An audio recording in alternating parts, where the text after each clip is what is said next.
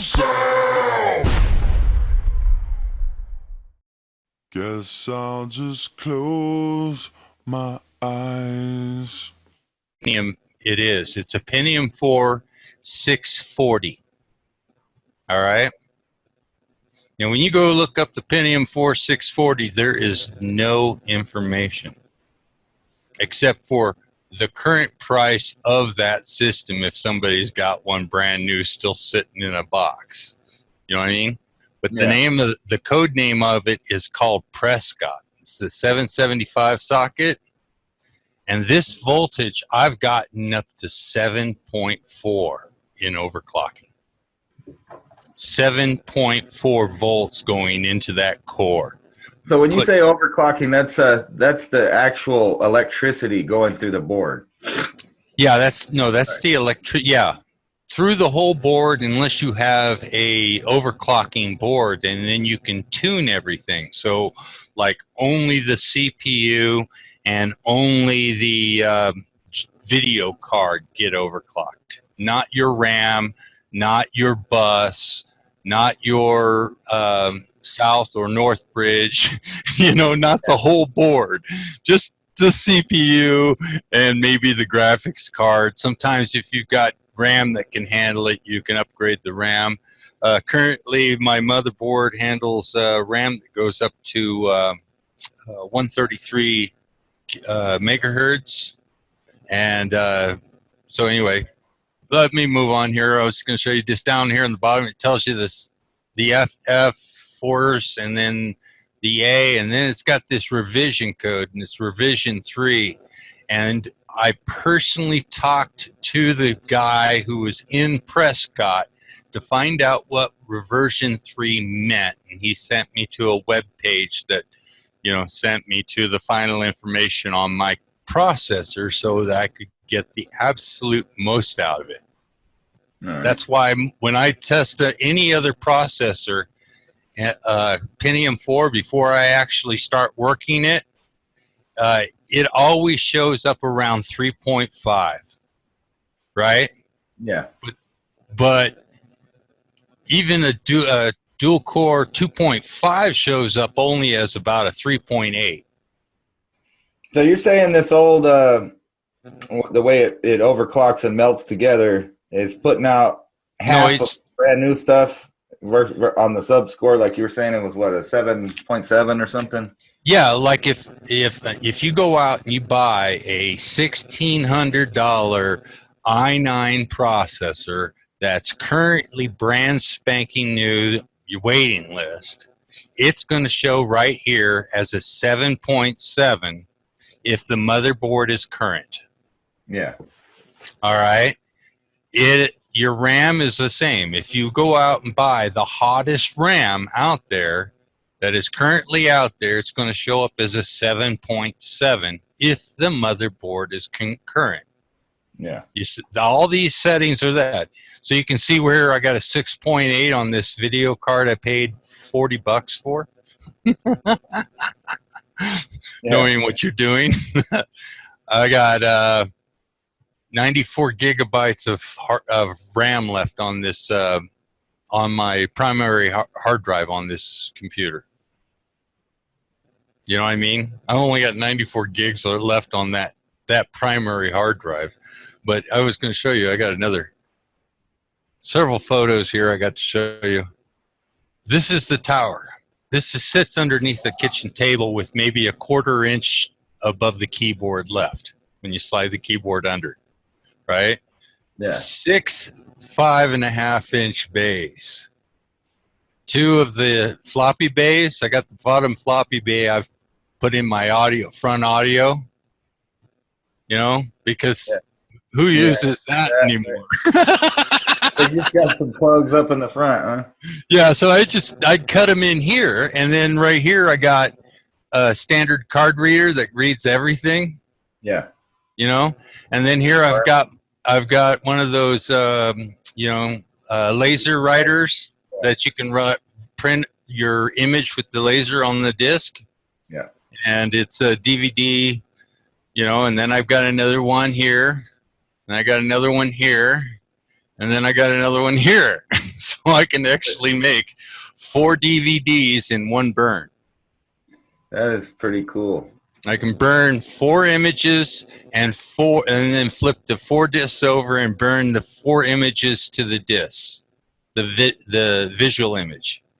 You know what I mean?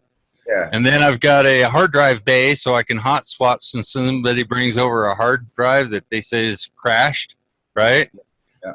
I can slam it in here, and I can get their information put on another hard drive for them. Oh, well, I got a question for you because I got a tower. Uh-huh. It was like a brand new tower, and then I put a bunch of stuff on it, thinking I was gonna, and I didn't want to connect that one to the internet, so I wouldn't have no virus problems. And I put it in the closet, and I break it out and turn it on, and of course the hard drive's got a failure on it. Like I don't know if it quit moving or like that's how those things work, right? If they spin. Yeah, it's got a hard drive in it, and what it could be is either the cable maybe is loose, or and so you check that out by turning it on and hitting delete. Most of the time it's delete, sometimes it's escape. Right as the computer turns on, it brings you to a screen where you're in the BIOS or the CMOS, and then you can actually see the hard drive, and there's sometimes tools in there that let you test the hard drive. Yeah, that's actually how I found out what it was saying, hard drive failure, what was going on. Okay, well, I mean, I've got a couple dozen copies of Windows. No, I was just wondering, so that doesn't necessarily mean the information's toast on it. No, not always. It just means that what's going on right currently is the operating system boot partition is corrupted. The easiest way to fix that is to stick the Windows installation disk in the computer. Yeah. In the CD-ROM tray. Start up the computer and tell it to boot the CD-ROM. Right? Yeah. Then the CD-ROM will go out there and see the hard drive. And if it is just the boot structure, it'll say, do you want to repair the Windows system that's present? Yeah. And you can say, yes, repair it. And if it can repair it, then you can get the information back. Yeah, I think I did those steps, and it told me no. And I said no. Then the best thing to do is get a new hard drive. And I've got dozens of guys who want to just sell me hard drives. Yeah, no, I was just wondering because it had like... I remember I got that computer and I stored everything I had on it thinking I was going to do something. And then, the first time I actually got a place to put it up and set it up and turn it on, it was done already.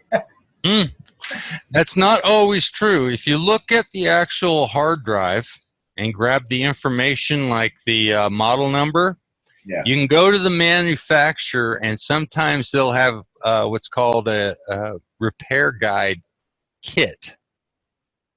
All right.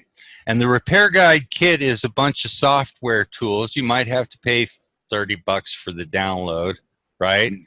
But what it does is it goes into the hard drive through the operating system on the drive. And sometimes it can then unstick the head or whatever it is. It can pulse something and it can free up whatever it is and make the hard drive at least give you your information one time. All right. Now this is a tool that people pay for and you can go out and buy it and do it yourself. But yeah, it is capable to take the information back off the hard drive even if it's been wiped 8 times with 6 different operating systems. Wow. You can still get the original information still off of it. I mean, when they say Hillary Clinton used BleachBit, BleachBit rewrites the hard drive like 50 million times. Yeah, so it makes sure there's no remaining zeros. There's no remaining data of any kind. Yeah, then they beat the hard drives and phones and whatever with hammers afterwards. Oh yeah, I had to work out at White Sands, and while I was there, they were in the middle of doing different procedures, so they had to get rid of the hard drives, the information. You know what I mean? Yeah. And so what they do is they go into their little shop room and they grab their tools and they tear the hard drive down to where they have the platters. and all the other parts of the hard drive, right, in separate little plastic trays, right? And when they get about maybe 12 or 15 of these hard drives torn apart, they take them back out of the safe. They walk them out to a pit. They put them in the pit, and then they put a ferrite grenade on top of them. So it just burns the shit out of it. They melt it down into a puddle of metal. Takes about 8 hours. It's a solid block, and then they send it off to get recycled. Yeah, well, that's a definite way to make sure you're not getting information from that shit. Yeah, I mean, not only that, but the safe is like titanium, 38 inches thick. Wow. You know what I mean? It's like there's not. If you hit it with a concussion of any kind, you're going to destroy what's ever inside of it anyway. If you hit it with any kind of heat, you're basically going to melt whatever's inside by the time you get there. You know, so it's but you know, they do out there at White Sands. They do all kinds of crazy stuff that they don't want nobody to know. Yeah, I got some cool looks into the whole goings on around growing up here. My grandpa worked out at the sled track. Mm-hmm. I went and watched the video of that 1953 through 1978. Yeah, the whole thing, a whole history of that sled track and how they extended it and how it went further and further. And I was trying to find the upload for the fastest land speed record broken right here in Albuquerque. Yeah. Did you hear how fast it was? 26,000 miles an hour. Wow. 2.2 seconds of thrust.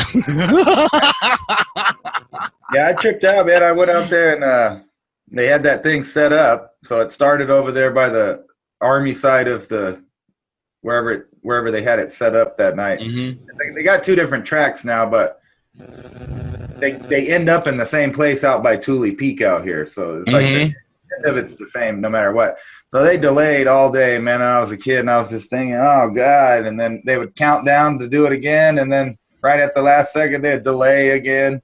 And then finally at nighttime, I got to watch it and it was over. Like it was, I think they said it was 20 kilometers in 6 seconds or something like that, that it just went, you know, and I saw it hit. And then the sound came roaring behind it, you know, like it was really, I you know, as a kid, I thought it was boring all day, but it was worth it to see it at the end of the day, man. It was just awesome. You know what would be really cool is if we try to get all of the internet friends together that we can and see if we can all show up down here at the Trinity site for the 2 days, during the 2 days this year. You know, and they have it in April and October. I think it's the first weekend of April and the first weekend of October. Because I think that'd be... That's just right out there. I don't know, what is that, 16 miles or something from me? Oh, really? You're closer to Socorro then. Well, no, it's I'm talking about the roads where you get to go out there from this side. Oh, okay. Oh, from that side, it's only 16 miles. Yeah, it's not that far out there. Like I can scroll over on the map and go find Trinity site, you know, by down here. Well, I did that set up because, you know, like I could drive in a straight thing in probably about 45 minutes, get to Truth or Consequences and go to the lake. But because the range owns all of this land all the way up to like, what is it, Santa Rosa or something? Close to that. You have to drive to Las Cruces 70 miles and then get back on I-25 and go all the way back up, you know, around. Like, it's stupid. There is a way you can do it. If you get yourself a what's called a local transverse pass. All right. And what happens is you'll get on a schedule thing, right? Yeah. And if you qualify, they have a way for you to use their highways during a certain period of time, and you got a check-in gate and a check-out gate. You know what I mean? So you got no time to go stop and look at things. Yeah, right. Only that, you're not supposed to take any photos, blah, blah, blah. That's why it's all secrecy stuff. But if you can qualify, for that type of transverse pass. You know, it's All right. funny. I pushed the limits of this dependent card I have because my wife is in the Air Force, so I still have a dependent card for a little while. And I've pushed the limits of that thing on every base, you know, like, because that's only for you to get in for family, you know, like to go to the BX and go to the stores they got on there tax-free and all that stuff. But basically, you got run of the base, except for places that are guarded. But now, when I was a teenager, I would go out there, like from my side of the desert, you can literally walk into the backside of Holloman. You know, and I've gone out there and just tested the limits to see how long it'll take before they notice that, you know, because a lot of people drive their civilian cars to their job sites. Hey, can you see what it says on my hat? Yeah, make Albuquerque great again. Isn't that great? Yeah. Can't wait for some Antifas to have a red hat and go slap me up against the side of the head to find out it says make Albuquerque great again. Wow, they'll take it the same. I saw one that said make America free again, and these girls were, I even made a video, these girls were all crying about it and stuff, like if it was something offensive, and I was thinking, what if freedom is bad? I mean, did you ever stop to think about what the opposite of that is and why you're complaining? Yeah, let me close that one, and I'll open up this other one. I wanted to show you how tall it was in the front of it. Yeah. Let's see. That's the back. So right here, I've got a sound card, right? And that sound card is attached to the front, gives me a digital fiber optic, phantom microphone, a radio broadcast channel that I can change the frequency to on an FM and AM. So it's all set. This is all set to hook the outline directly into a transmitter to go into the amplifier to go up the tower. You know what I mean? I can put that right on my Hammerland and broadcast.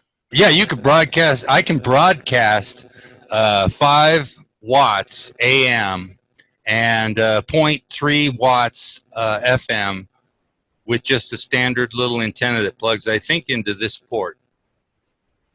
I mean, I can broadcast FM and AM from this card. Then I got three. Old Hammerland, but I don't think I can transmit. I think the crystal thing is burnt for that.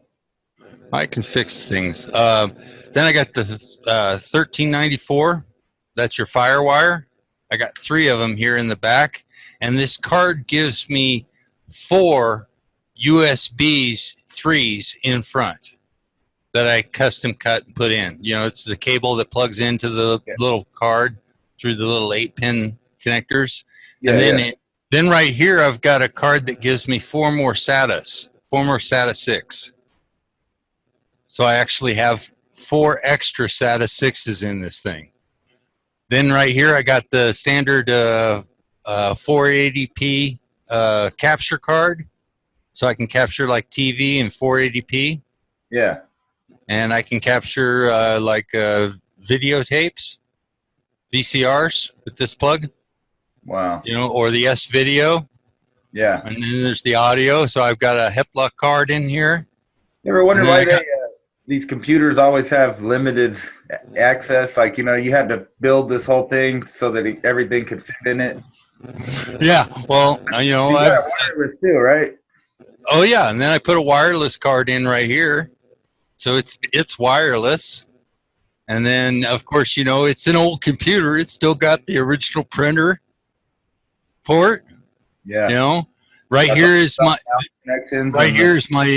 my digital video audio input. So not only does it have a Hepla card, but it has an input from a digital component like your VCR, DVD. Yeah. Blu-ray doesn't work with this. It put out 720p, but it won't. You know, this is 720p. That's all this is. Yeah, so you can't bump it to 1080 with that. No, I can't. I don't have a 1080 capability in this at all, other than the video card that's got the 1080p. You got the HDMI in there. Yeah, I got an HDMI and I got this. Now this year I've got a monitor, a CTR monitor. You know what those are, right? Yeah. big old heavy TV looking thing. It can get up to 16K. Yeah, that's crazy. You know what I mean? I've got a CTR, 25-inch CTR made by Sony that gets up to 16K video. Yeah, I barely got, my camera's barely a 4K, and there's not even editing software really that many edit. Most of the editing software still at 1080. They don't. Yeah, it's crazy. And there are already plans for 8K televisions, and that old CTR shit's putting out twice that already. Yeah. You know, well, hell, that CTR monitor, Sony CTR monitor I got, it was made for CAD work. Oh, yeah. You know, computer animated design and like molecule design, right? So you could like get down into the structure. That's why you needed the high resolution. You know, you pull back, you're in low resolution. You zoom in, you're in high resolution. Yeah. You know? And so, anyway, I got a fuzzy picture. I'm sorry, but you can see that this thing is huge. I mean, there's 1, 2, 3, 4, 5. There's 6 is I keep a 3 terabyte backup. It's a what do you call it? A hard drive that's too big for the laptop I bought at the time. Oh, okay. You know, it didn't fit. It fit in this one, but it's already in this computer, and I'll just buy another one. You know what I mean? But it's a 3 terabyte that I hook up just to back up all these hard drives to. You know what I mean? But the reason why I do this is because I can like put nothing but I got like a 160s, a couple of 240s, but I take the person's entire file, video files, right? I used to. When I had the good card in here that I gave to my brother, I have this ribbon that I would put in from like right here where my PCI Express 16 slot is. Yeah. And then it ribboned out and came down here to where I had this hole cut out in the back. So it's actually away from the motherboard, the video card. You know what I mean? Because I just don't have enough room. I mean, try to put in a 2-slot motherboard or 2-slot video card in there when you got every slot full already. So I bought a ribbon that actually gave me 16X, and I could plug it in, and it brought it out to the side here where I had it mounted. And then, like I said, I got all these video cards. Did you see this spaghetti wire of mess I got in here? Yeah, right. Yeah, so, but these are removable. I can pop this little clip here, and I can pull this whole hard drive pack out, you know. And then I've got like 6 fans. I got one here, one here, one here, one here, one here, and one up here. Now, this power supply, I'm maxed. All right. I had to give my brother my other power supply because I had it rigged up to or both my other power supplies, because I had it rigged up to where one power supply would turn on both. You know what I mean? Yeah. So one power supply would turn on both power supplies, and so I got rid of my 2,000 watts of power supplies I had in here because the card requirement was I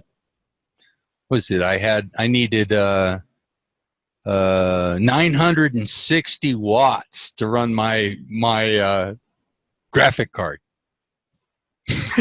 You know, so this is a 675 watt power supply, and I'm maxing it when I have every CD-ROM tray running and every hard drive moving stuff around, and then I go and stick something like a music file on, and boom, my computer shuts off and restarts.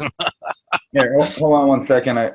Somebody's knocking on my door, so all right, go get rid of them. Okay, this heads towards Pottery, Mound, and the couple of ranches that are back in there. Okay. There's a gate back over here by the entrance to the dump. You know what I mean? There's an entrance to the Valencia County dump. Yeah. And then this road goes through, like you can walk through a cattle. There's like an area where it's crooked, 290 degrees pipes, and you have to like fit in between, but the cows can't walk between it. You know what I mean? Yeah. They can't bend. Yeah, it's like walking fence through a cattle field, you know. Anyway, Yeah. you walk through that and you walk down this road and you'll come to where you'll see this little trail that runs down here where somebody came in when it was real muddy. Yeah. You know what I mean? They came in when it was real muddy. You know, I've done it myself when the gate was open. I went ahead and said, fuck them, I'm in there now. I'll talk to somebody and get a key someday. And I found out I could possibly get one from somebody, but then he died. Anyway, you walk around this corner and you'll see a big old boulder right in here, and then you'll walk past that peninsula and you see this little tree that sticks out here. That's where you walk around this corner. You'll come up this way, cross underneath a barbed wire fence that runs along here, and then you come up this ravine, and then you follow this trail, and you get to the Ten Commandment boulder shortly right in here. So it's about 750 feet from about here to here. Okay. Going uphill.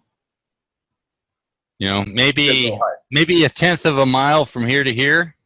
Yeah. All right. And 750 feet rise. So you're going up that far. And then see if I got another photo ready here. Oh, no, that's a different one. That's some cool axes, though. Yeah. Do you know whose guitars these are all? Who's all these guitars belong to? This is insurance value is $80 million. Wow. Does that give you an idea whose guitar collection this might be of? Somebody famous, obviously. Like Eddie Van Halen? Oh, yeah. Recognize Frankenstein right there? Oh, no, well, I wouldn't, but yeah. That's cool. This is Frankenstein in black.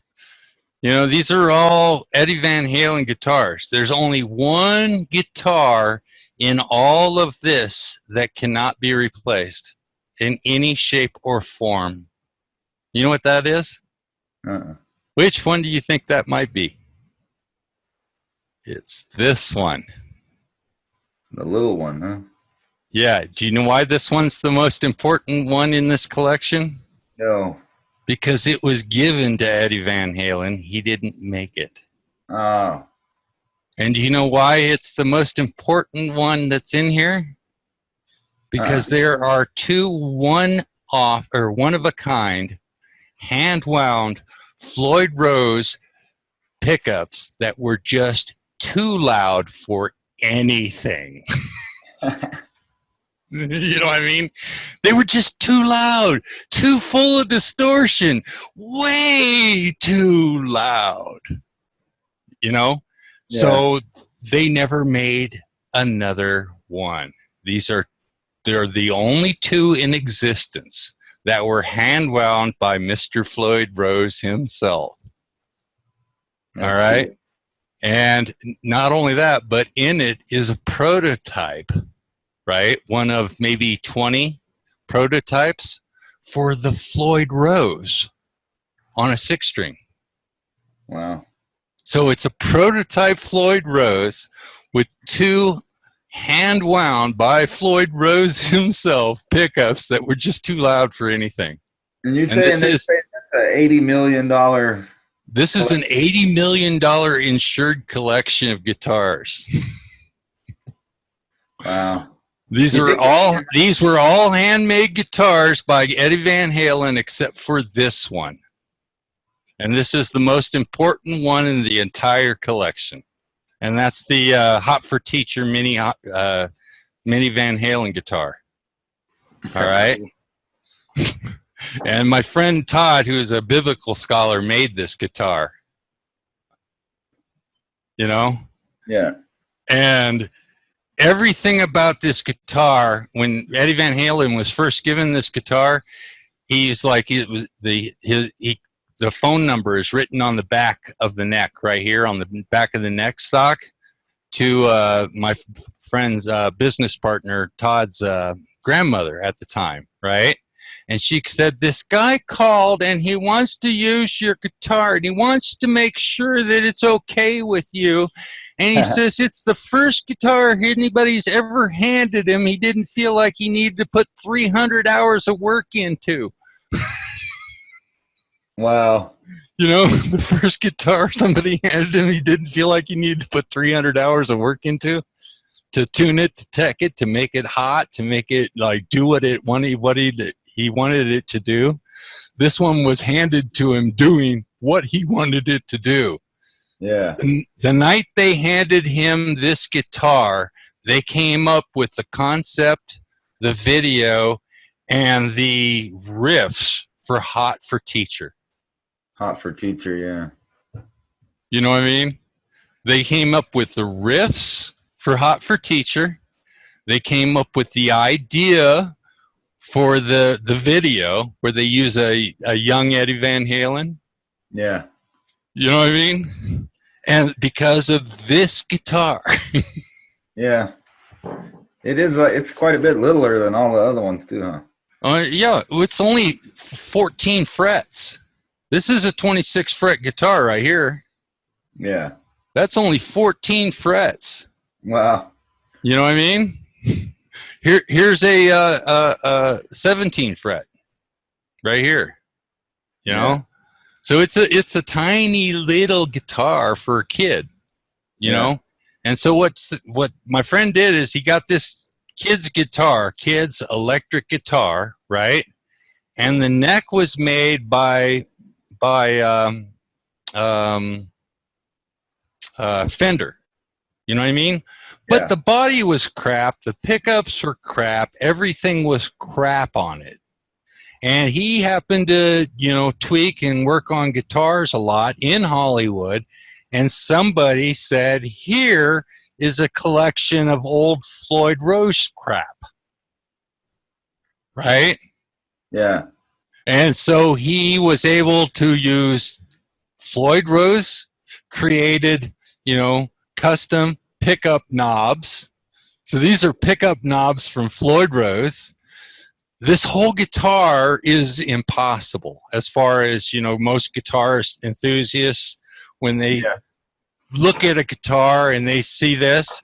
And to this day, my friend Todd is the only one on planet Earth who can get away with making a mini Van Halen monster.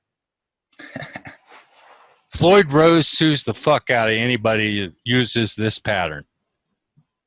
All right? Yeah. But because this exact pattern he has laid out, and still has the original design of the layout of this pattern, he is still able to make this exact body with this exact pattern. Wow. And then on the back of it, he puts on G to D instruments, care of Eddie Van Halen.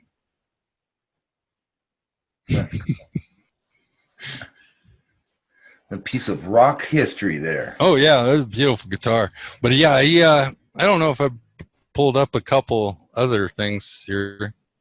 There's a picture of the mini Van Halen, the kid who played it. Yeah. Played him. And then there's Eddie Van Halen with his own real guitar.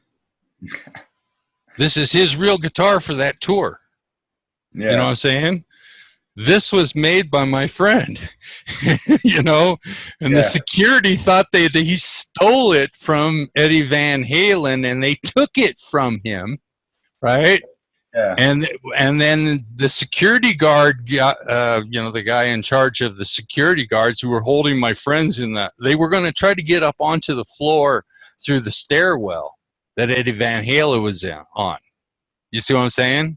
Yeah. Not take the elevator, but take the stairwell.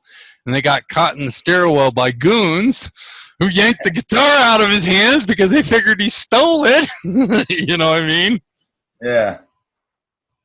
So it's a cool ancient history, but I like keeping that. But he's my biblical scholar. He's the guy who turned me on to all this.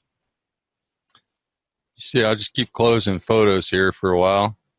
But yeah, most people are, you know, they're totally oblivious to how technology happens. But one core processor looks like two cores to me. Yeah. You know, here it says it's a Pentium 4. That's a single core processor, right? Yeah. But I show that type of stuff. I like keeping, up to date with what it is. But you can see that's definitely two different processors doing stuff. How do you not how do you know how to overclock it just right to melt the right part without fucking up anything else? It's not. It's all the thing about overclocking is it doesn't happen until you're demanding work from the system. And I would start a game that is like really in depth, like lots and lots and lots of stuff going on by all the characters, like starting up Civilization 5 with 18 characters, and playing deep into the game where nobody's able to do nothing against each other and everybody's got all kinds of stuff but then it's got to be a simultaneous game. It can't be like a turn-based game because it just doesn't hit that point. So it's got to be like an always simultaneous, like a Age of Empires. Yeah. Or something.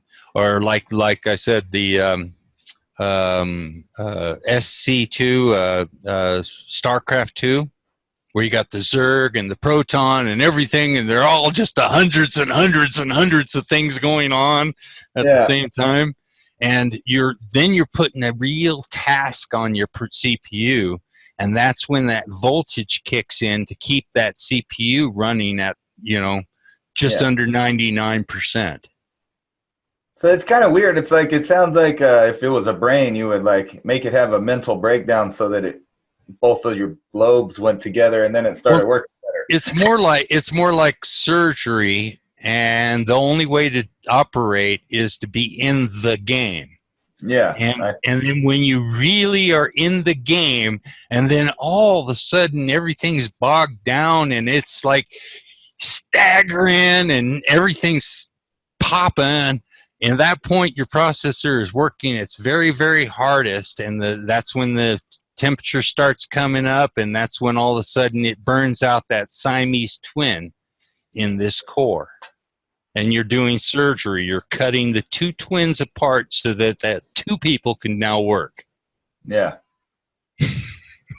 And that's why Intel bought this kid's computer for $50,000 so that they could look at it with and radar and all kinds of stuff to see what the hell he did. That's where the dual processor came from. And that's this is how the dual processor came forth.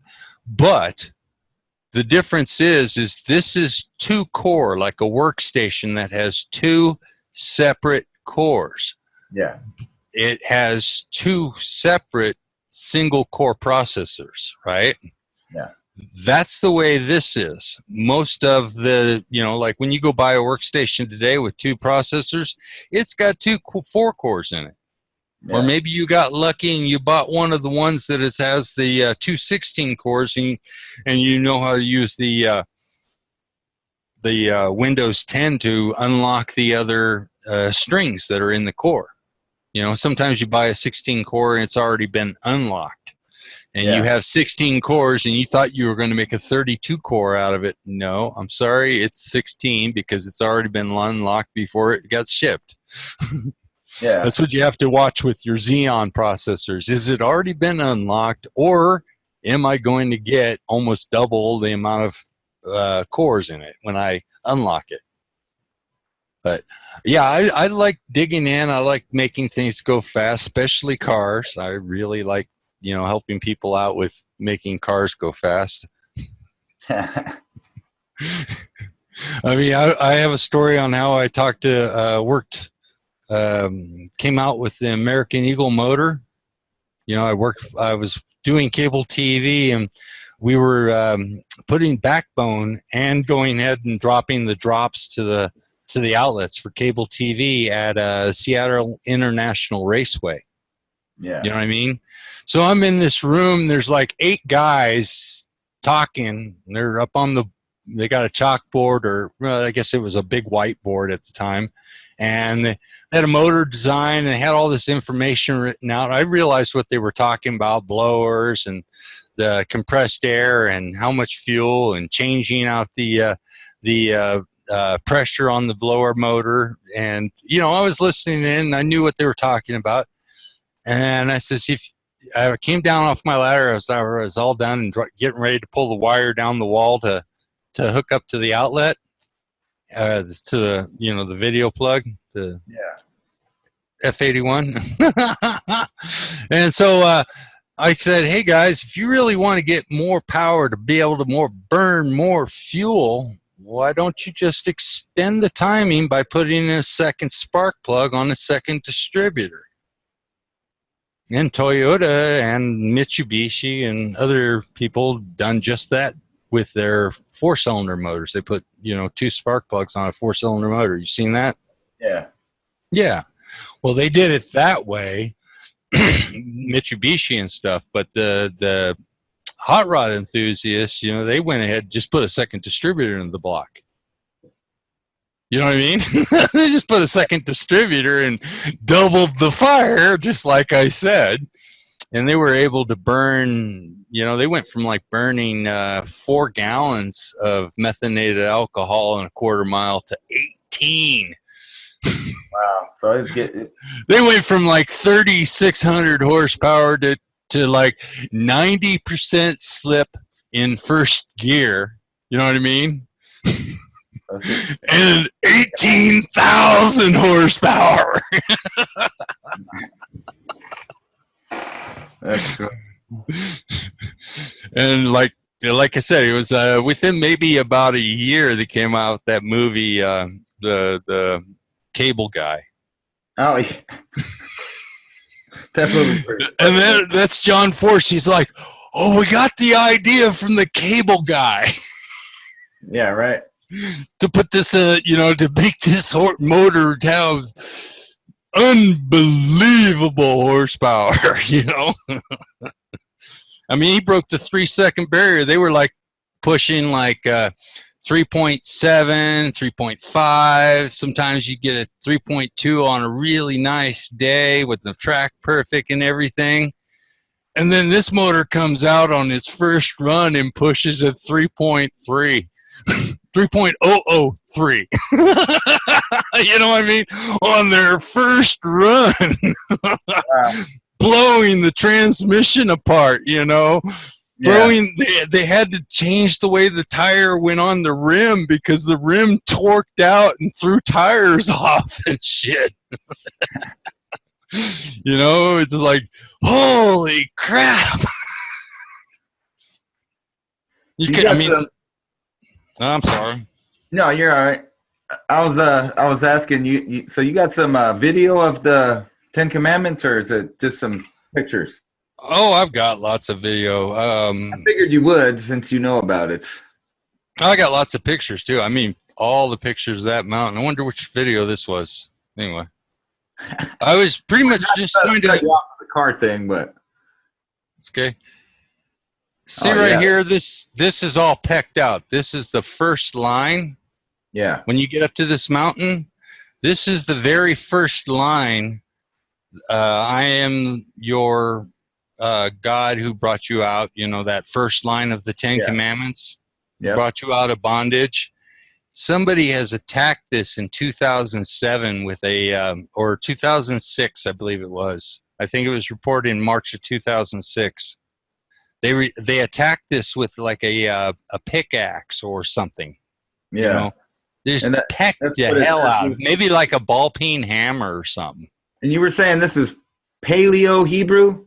Yeah, this is what's called Paleo Hebrew, or the script coming out of Egypt before coming out of Babylon. Okay. So coming out of Egypt and going into Babylon, this is what they used. Okay. All right. Some of the letters have a little bit of a character change. You know what I mean? Yeah. Especially in this one. This one's 700 years after Moses brought them out of Egypt. This is 300 years after King Solomon. Okay. Maybe this was put into the stone during that time, during King Solomon's time, but I think that this was put into stone after they saw the solar eclipse here. Yeah. You know what I'm saying? Is this where it says God's name up here on the top line that's been chipped out? Yeah, so the very first name of God, which is the same as on the top of this mountain, Yahuwah Eloheinu is how you would pronounce it, or at least that's how I've been told to pronounce it. Okay. Yahuwah Eloheinu. He proven to be objective goal. You know, like as in they're the same thing. The objective has a whole bunch of goals. Okay. You know, you have to get to the objective, you got to accomplish all these goals. Yeah. All right. So I went and did a whole bunch of research on what the objective is and finally figured it out. It's kind of like twofold thing. You know, you got two parts to the main objective. Uh-oh, I just started up a noise. I forgot. I put it in sleep. It's going to start up again. It's not too loud. I don't hear it. Okay. Well, I turned it off because I didn't know if it'd be too loud on this microphone. But I don't hear it. It's fast. I mean, I've got it set up to where when it first boots up, it tells you how long it takes itself to boot up, right? Yeah. Of course, it's still got like the antivirus that wants to go out and do its first initial thing, and it's got the couple of other things that want to go out there and do their first initial things. But that first initial from the time it says window to the time it says, you're ready to click something, right? Yeah. This thing's down to 38 seconds. I mean, from the time you hit the power button and it gets through the BIOS, that takes about a minute and a half because it's got to go through all the the changes I did to the motherboard. So I like I set the video RAM up at about 400 hertz. The RAM is capable of going all the way up to 1133 hertz, but I allow it to overclock at about 1/3. So it can go 1/3 higher on overclock. And while I got the processor now set at where it can overclock up to, I think I got it set to about where it will get to about 4.2 gigahertz. So it's not real hot, but it's there's quite a heater coming out of this thing with 6 fans blowing out of it. All right. So like I said, this whole surface here, you see how kind of like fresh looking it is? Yeah. In 2005, somebody covered this entire thing with a 5-gallon bucket of Henry's roofing tar. Wow. You see what I'm saying? Yeah. And so there's a Jewish church called Adat Yeshua in Albuquerque off of Lomas. And they came up here with wire brushes and solvent and cleaned this whole stone face back off. Wow. Then somebody came up here and attacked it a couple months later with a pickaxe and took out the first line. So why do you think anybody would care if they, like if they thought it was fake or whatever? Why would they care to attack it? It ain't real. I can prove it. God didn't kill me. You see what I'm saying? Yeah. Basically, like I said, I'm just pulling stuff along off of the. This is one of the pictures of me and Todd. There's me, of course, and there's Todd. He's like way over here. So this rock is in that crevice right there between the rocks? No, this is underneath the Zodiac Table. We were hunting around looking for the broken off missing pieces. Okay. All right, we have a photograph that shows a lot more of the Zodiac Table. There's a big piece missing. You know what I mean? Yeah. So anyway, we were walking around underneath there, and to get from like where the Zodiac Table is it'd be about here in the photo, right? And then you run down the hillside here. So from here to where I'm standing took me about 18 seconds. And he followed me down the same path. And it took him like 3 minutes to get to where I was. I always notice that too, like when people come visit and I'm like, well, I'm going to go up here and hike, and they're like, oh, cool. And they come with me. They can't really hang climbing up the mountain side. Oh, hell no. I had an Indian guy who decided he wanted to go see this mountain with me, right? Yeah. And we got out of the car, and I says, the at the top is the altar. We'll finish there, right?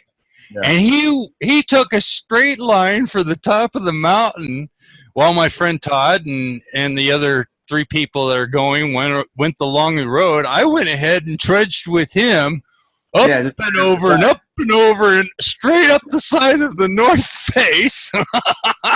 Yeah, it's weird. I don't know. I guess across the tabernacle and straight line bead to the very top of the mountain where the altar was. Yeah.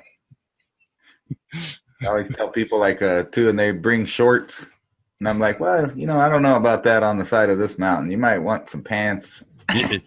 Yeah, you want solid shoes. Yeah. That won't twist your ankles and won't get torn up by the rock. Yeah, over here we got a bunch of these cactus all on the side too. So like you're gonna run in.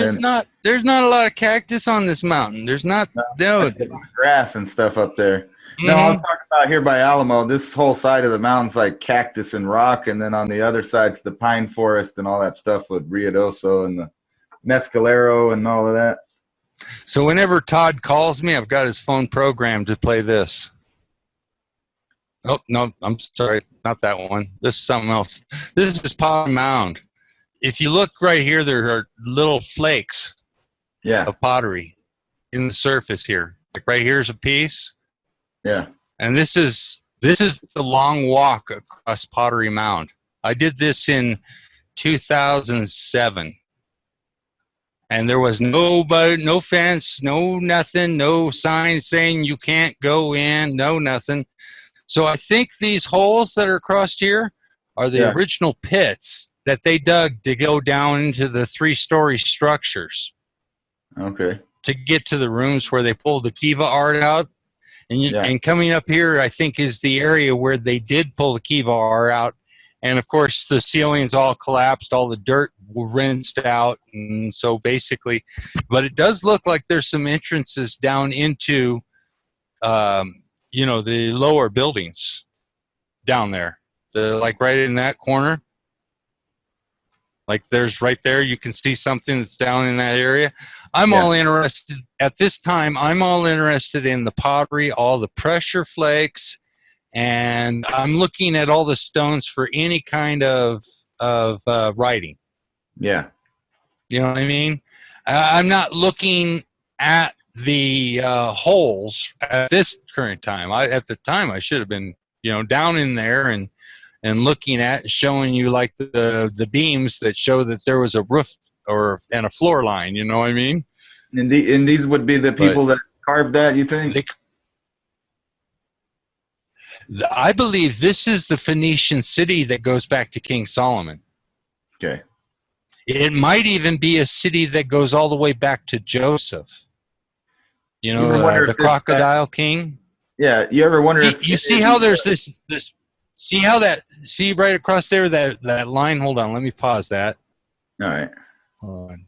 Let me pause that. It's got a little lag because we're playing it over, but I'm getting a lot of good pictures anyway over here.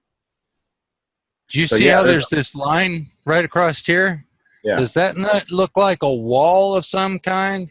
It does. It looks like it's dirt here and it's dirt here, and it's almost like a line. And notice how there's an entrance almost.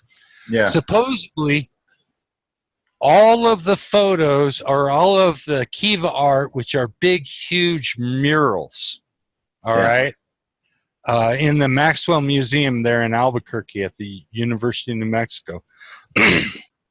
They pulled them out of deep in the ground, like 30 feet down in the ground. They found these rooms. And so that's where the Kiva art came from. This cave-in, this whole area here, is like the rain came in and water filled in those rooms, and then all of a sudden the rain came and it rinsed it all away. Yeah, it does that a lot down here too.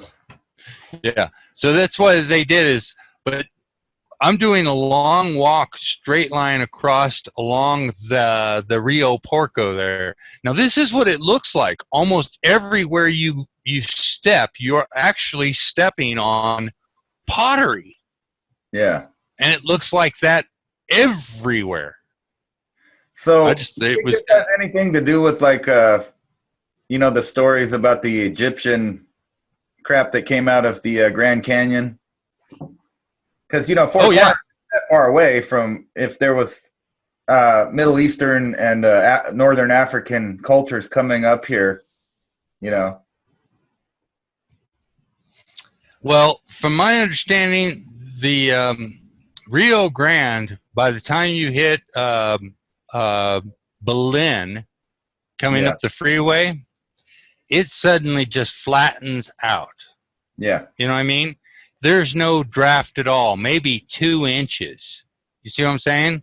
Yeah. So when they hit the Berlin, the Rio Porco is narrow, and it's always got about a foot of water in it. Yeah.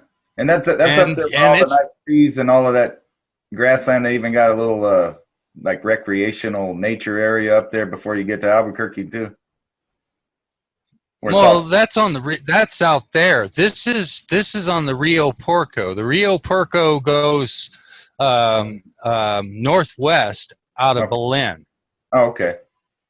All right, and it goes up to within maybe 80 miles of Four Corners, and it stays about a foot deep and about 12 feet across the whole way. Yeah.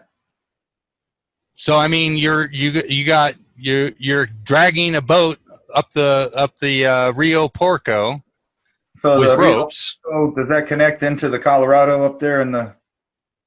No, it goes up there towards the Four Corners and pitters out, and you're on land. You're crossing, you know, on land from there. Yeah. But that is the path. That is the path that Thomas Jefferson's expedition to Salt Lake City in Utah during the 1780, I think, 1782. So somewhere in there. I can't remember exactly. I might be wrong. That's when he was trying to get aid. He went there from the Jewish settlement there. Yeah. They call it a Jewish settlement, but it's actually the Hagemans who were managing a forge foundry that would forge gold and silver and copper bullion. Okay. You know what I So mean? they were making money over there. They were taking the raw ore and turning it into ingots. All right, not coin, but ingots.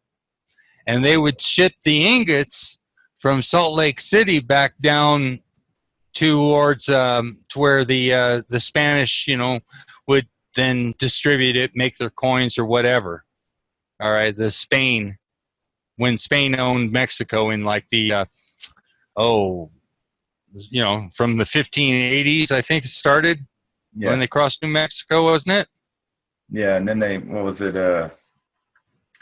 forgot what the purchase was called there, that with the Mexican-American War where they paid us back. Sorry, the quality crap, but this is a 1 megapixel video.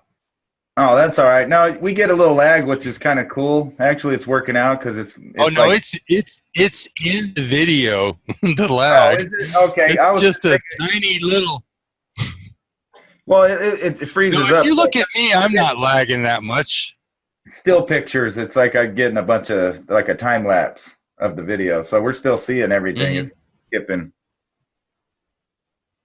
So basically, it skips. Area covered in pottery. Well, I wouldn't say ancient, but old pottery.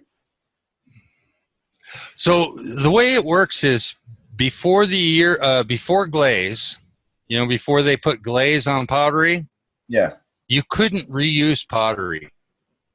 You couldn't make a pottery dish that you would cook in over and over and over. Yeah. You know what I mean? Yeah. You could flip the pottery over, burn it, you know, and then reuse it to cook with. But you can see that camera is tiny. If I would have paused it on the shadow there, it's like smaller than most cell phones. Yeah. It's like 3 inches by 1 inch by a third of an inch. But see, I can showing you the kind of like the boundary markers, and I'm still walking across. That place is huge. There's a step pyramid that they found here. It's probably a 60-foot step pyramid. They took half of the top of it off, filling in this area. Why would they do that? You know what I mean? Because they wanted to use the blocks from the top of the pyramid to stop all of the erosion. Oh. So they leveled this area, and even after they leveled it, after a rain comes, the ground is just covered in pottery. And so what happens is so if you take your food, you get it all nice and hot, you cook it up, and you get it all nice and hot, and you put it in a big old jar vase, and then you take it over to the kiln area or the big fire area, and you would slip a top that's already been fired with a little bit of more clay, and then you would heat it up right in that area, but you would use a lot of smoke to displace the oxygen. You know what I mean? So you'd pass the pottery through the smoke, getting a whole bunch of smoke in it, and then you would slip a lid onto it, and then of course that would dry and keep your food good for a year or two. You know? But when you took your food out of it, you couldn't put water in it. You couldn't put anything in it that was edible because you couldn't reuse it because it was dirty. Yeah. You know, it would,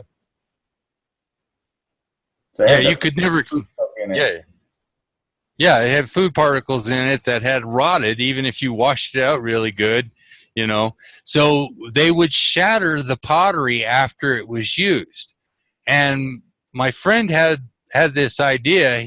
He's like, is there any way we can find out if they can date pottery and tell us where it came from based on, you know, a sample? I don't see why they wouldn't, because it would have the food particles in it. Right? Well, no, it's not that. It's the firing. They can tell when it was fired, and they can tell the elements that were put into the material that were fired, and then they can base that on where it came from. They can almost narrow it down to 15 feet on a muddy bank somewhere in the world. Yeah, because they know the crystals and all of the crap that's in it from where it came from. Yeah. So some of the black pieces that we sent them like a book bag full. Yeah. You know, for free. We said, hey, keep what you want. It's all from Pottery Mound, you know, New Mexico. And I says, we just want to know if there's anything odd in all of this. Is it all pottery from here, or is some of it from other places? And they gave us a timeline of 800 BC to 300 BC. Wow. Negev Valley, Jordan, you know, Middle East. Yeah. They're like, you know, this is from the Middle East. 800 BC to 300 BC. What's it doing in New Mexico? Yeah, that's a good question too. But you know, they said there's a lot of it. It's all from all periods. Most of it's from there. There's the concrete marker that they would base all their measurements off of. You know what I mean? Yeah. There's like one out here. I walked across the whole area back and forth like a grid pattern, and I found one of these, but a whole bunch of stakes and flags. Got some nice chemtrails that day. Yeah. I was pointing that out to somebody else that I was showing this video to. But yeah, this video is just, and not only that, but this video is playing off the DVD. I didn't go hunt down a file in my computer. I mean, I know it's somewhere, but it's easier when I go to show people something, the DVD, everything I put on the DVD for Alex Jones. When he asked me for more information. Yeah. That's the certified I'm pointing out old footprints right here. I talk in this video. I just didn't put it on because I can't stand what I'm saying. It's ancient news to me. Yeah, yeah. And it's my voice, and I'm just So like I probably will have a hard time. Littered with shitloads of just pieces of all kinds of civilization. It's just everywhere. Pottery. Well, so Frank Hibben was only allowed to disclose to the world the 1300 AD, 1350 AD, and newer stuff. They ridiculed him and made fun of him and said he was seeding sites all across New Mexico with artifacts that weren't from New Mexico whenever he tried to talk about anything prior to 1350 AD when the Pueblos moved in. Yeah. You know what I mean? Yeah. And by 500 AD, they had glazing in most Pueblos. Yeah. Is that a piece of crystal? No, it's a piece of chalcedony. Chalcedony's a birthstone. Oh, I got you. All right. And I'm New Mexico just awes me. New Mexico and Arizona just awe me with the amount of birthstones that are found here. Here in these two states. Between these two states, you got 7 of the 12 birthstones. Yeah, I was talking about that the other day, just being able to walk around and find, just different crystals and Well, like I said, if you get a whole bunch of those nice crystals, that I'll help you break them out of the rocks, and we'll just attach them to flashlights, and sell them for like Halloween things, Yeah, yeah. because they glow like the dickens. Yeah. Yeah, I was showing that the other day. Pretty tricky. Yeah, and we just put them on staffs and make people Gandalf staffs. Yeah, that's tripped up. Just drill a big old hole in the top of the walking pole and insert the little, AA battery flashlight. Rig a switch down, where about your hand would sit. Put one of those. Put a big old crystal on top. Yeah, put one of those new C4 LEDs things. Those things are bright as hell. Mm-hmm. But you see down in there, there's a hole. That's a big old hole down in there. Yeah. And like I said, there's the biggest part. And we think that this is the leftovers of the top of the pyramid, is this last, because I was looking at all the markers and the way it's laid out. And this last, at the very end, I walk over to where there's this biggest mound. And that's where my friend Todd and the lady I do handyman work for were at. I did the grid pattern with the camera, and they went straight to this mound and inspected the heck out of it.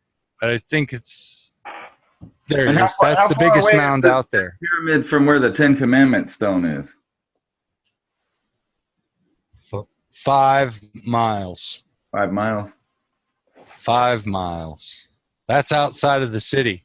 Now, they think this is probably a city of maybe 27 to 14,000 people.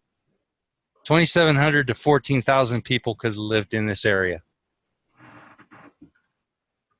Wow. It's huge. It's huge, 2,700 to 14,000 people, because it's a step pyramid, and these are some big ass rocks. These aren't tiny little rocks people were moving around. You know, they had to, you know, them. I think it's giants that built the shit. If you listen to Steve Quayle, like that's the redheaded 6-fingered people there, or even bigger, the 36-foot tall, you know, skyscrapers. Hey, there's a couple of videos where they show a photograph of, you know, like what looks like people standing down about the size of where his toenail would be, topping out at the top size of his toenail, you know. And then I found I found out that one of the 7 wonders of the world was Neptune's temple. Yeah, you remember that? The giant Neptune's temple was supposed to be an actual depiction of his size in 1/10 scale. Yeah, that's a giant statue, but they don't know where that's at now, right? It's been scrapped. No, it's been destroyed. It got destroyed by the Syrians. Yeah. And the Turks. And a whole bunch of other people. They don't like that shit. They don't. If it's not God, it's got to go. If it's not their God, it's got to go. And they used to, that's why we had those things at the Strait of Gibraltar there, the 2 giant whatevers that aren't there anymore either. That's right. They got rid of those too. 7 wonders of the world. They want to blow up the Egyptian pyramids. You know, they wanted to scatter the bricks of the Egyptian pyramids if they ever get into Egypt. Yeah, well, they've been trying. Somebody robbed a bunch of stuff in the last since they had the Arab Spring. Somebody went in there with some heavy equipment in the middle of the night and armed security and dug up a bunch of stuff around the pyramids. They took it, what it was. I don't know what it was. Yep. All right, let me see if I have anything else loaded. No, just that one. Close that out. Got the Van Halen. Which one is this? Oh, I think this is it. Let me see. It doesn't tell me. Oh, well, let's see if it plays and I'll find out what it is. Yeah, this is the long walk. Never mind. We'll close that one. There's one here that's... oh. There it is. Whenever he calls me, can you hear this?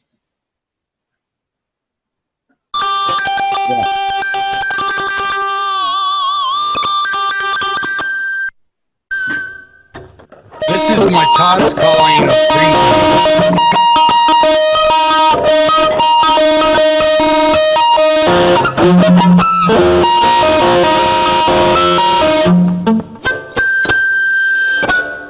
Is that little guitar? Now this is his 7-string creation.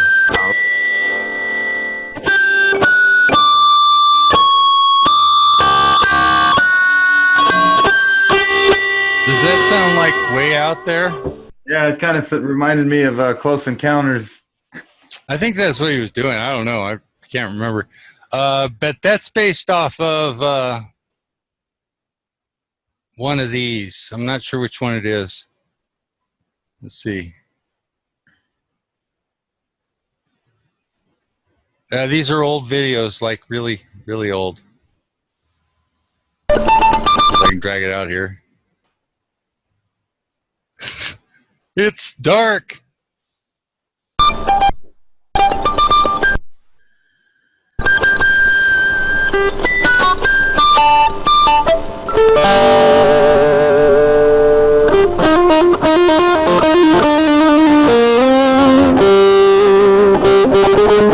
You can't see his finger movement at all, right? No, not really. But I can. You know why? You could hear it though? Yeah. Okay. Well, so that's a 7-string guitar that's been strung from, he called it the harp of God. There's 7 notes on a 7-stringed instrument mentioned in the Bible, right? Yeah. Yeah. So he went and researched the crap out of it, and he made this guitar. And it's able to play high A. You know, that's the greatest thing of all the greatest heavy rockers. They want to have a guitar that, you know, 6-string, that 7-string or whatever that plays high A. Yeah. Well, he's got a string strung in G, right? And Okay. G to A is only what? One step? Yeah. G, A? Yeah, it's only one step. And that's at the top of the fret neck. So he's got a whole scale above what they're looking for. Yeah. That's pretty He's got a scale and a half below the 6th string and a scale above the 6th string in this 7-string creation of his. And I got a photograph of it with me in the dark somewhere. Let's see. Here's the 7-string body. Notice how it glows in the dark? Yeah.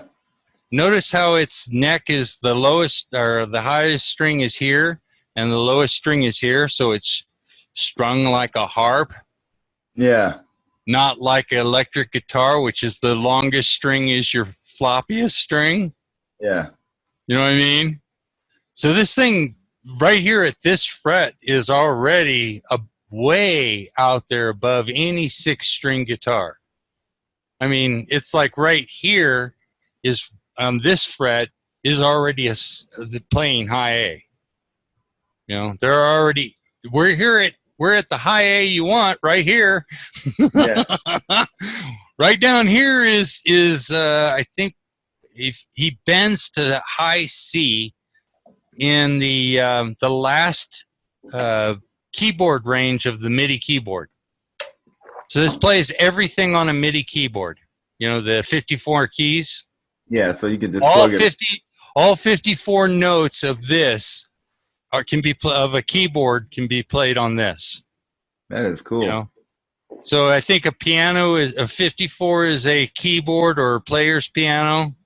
I think, and then it goes 84 for a regular piano, and then like a grand piano is 126 keys. Yeah. This plays almost all, a big, huge chunk of the grand, plays everything on a MIDI keyboard, everything on a player keyboard, which is the smaller pianos. So it's a cool design. It's one of the things that I had to do all the wiring for him. He's not a solderer. Here's his, this is the strap body. This is me actually holding it in the dark. Wow. You see, I'm in the dark. Yeah. This is glowing in the dark. Is that not cool? Yeah, that's pretty cool. The only way he could trademark these guitars, G to D, was to make them glow in the dark. Oh, that's a pretty cool way to market it. Yeah, that was the only way. And so he has G to D Instruments in Ann Arbor, Michigan. His new wife bought him a CNC machine. He makes guitars now. But I'm not sure. This is my original video, I think. Yeah. Secrets Never Revealed, Hidden Mountain. You watch this one? No. This is the one that I made. This is the one that I produced. A lot of that stuff right here. Every one of these is a picture that was around that mountain that we walked around, and we found all these images on that one site. That is awesome. Yeah, a lot of that stuff's right here at Three Rivers, right next to. So I would like you to check out Three Rivers and see if you have any of that type of stuff. This is my brother. This is my brother Rob, half brother, different dad. So he's a Scientologist, and I got him the information. He looked at it. He went into a couple of people, and they shunned it instantly. And he knew that, the way they shunned it, that it had to be some kind of weird thing going on that, that was worth reporting on. Things of significance that were significant thousands of years ago, and you get into the feel of just. That's my voice. Understanding. Wisdom and understanding, and then you look at it, forces you to be responsible, and you start looking at the truth, and you start looking at what's being done with what was important to so many people, and then mistranslated. And so I made this in, I believe, 2009. We're going to go to the top here, and I'm going to show you the altar stone. Oh yeah, And, it's by called finding the more oldest stuff 10 along the way, Commandments I'll show you found that in too. stone. All right. Put a link to it under the. You can see language reads from right to left. And here's your symbol. Here's your Yahuwah, which you can barely make out because, well, it's just been weathered and over a period of time. And this blistering sun, you can tell how black the rock is, and it's probably not going to last much longer as it is, even though it's been here for centuries. Craftiness. But it says Yahuwah Elohinu, Eloheinu, looks almost like Ali. that. And then this is a U.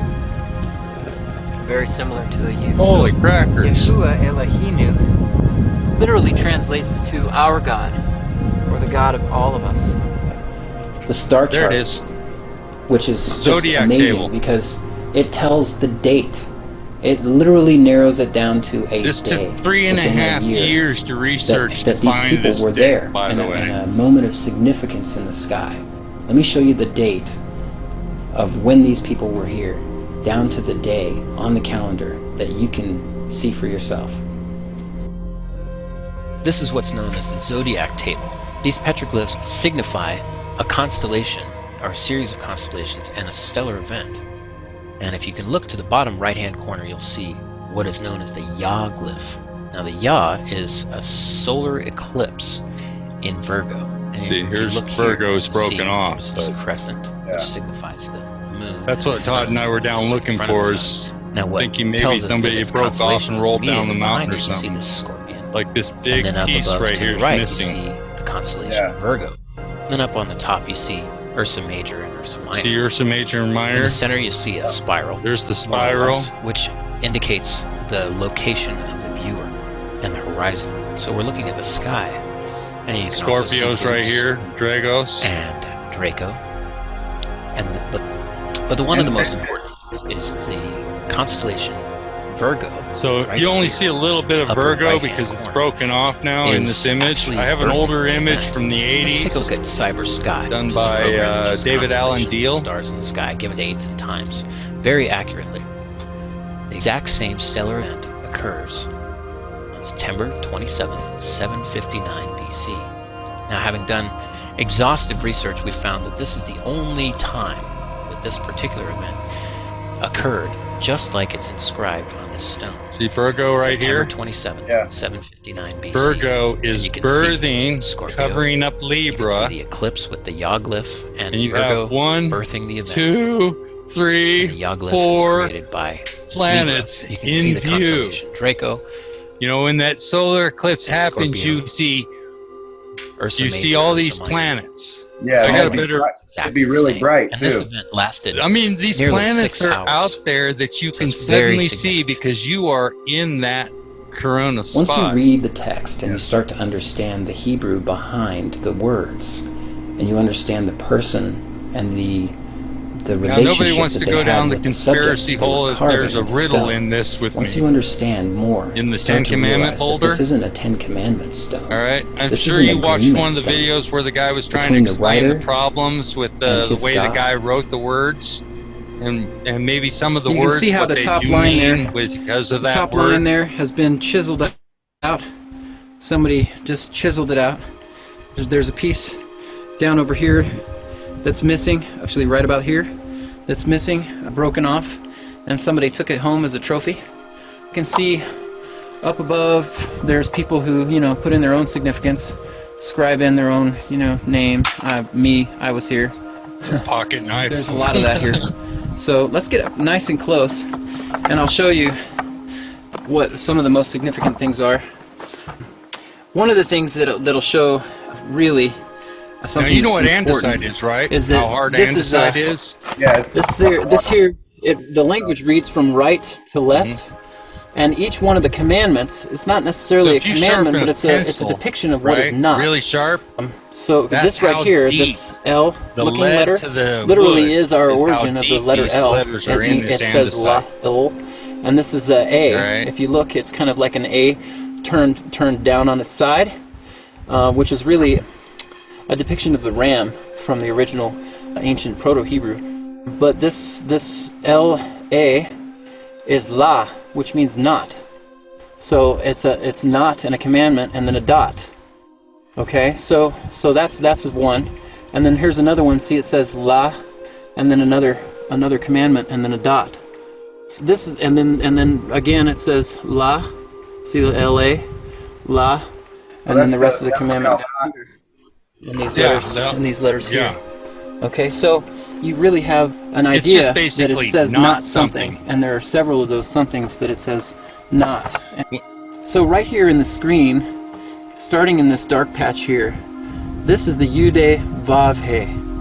So what you're looking at is this is your Y. Did I drop you, or did we reconnect? And then this is the Eh. So this is Yahuwah. This says Elayik. So this one says Yahuwah or Yahweh Elayik. Okay, so it reads from right to left, and here's your Yahuwah Elayik. So that's the third name of God that's on this mountain. Just some of the most significant things right here that you'll see on the stone. Now that name can be translated into which is called the Mystery Stone of Las Lunas. Ultimate power, the ultimate being, the higher God, the highest that's probably God. Pottery right there. That's it. Could be creator. There you go. You know, there's your evidence. but it's not Father. Somebody was here making jars. See, it's got that curve to it. So this is up in the shape. So we're going to put that right back here where I found it. I might have a photo of there that you have somewhere. It. There's another piece. I don't have less than 3 feet away from the first one. Looks like it's been fired.